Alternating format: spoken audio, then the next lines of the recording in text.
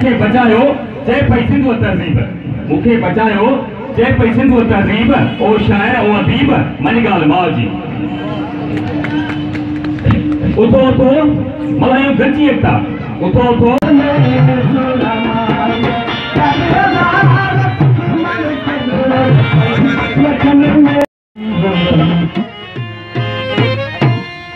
मधु light थोड़ी गोरे ये थोड़ा ढेलो अंदर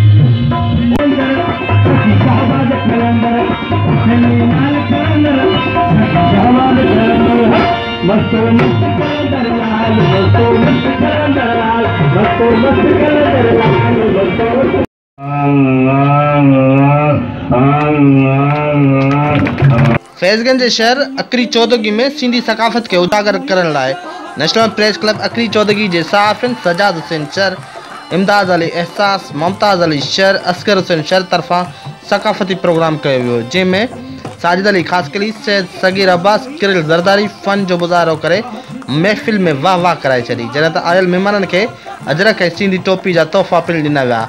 तक़रीब में महिमान ख़ासि सहाफ़ी ताज खैरपुर जो अॻवान सीनियर सहाफ़ी गुलाम फारूक शर हो। फैज़गंज प्रेस क्लब के सदर असगर अली शर, सदाकत मेमून अमर शर, माजिद कमरानी शिरकत कई।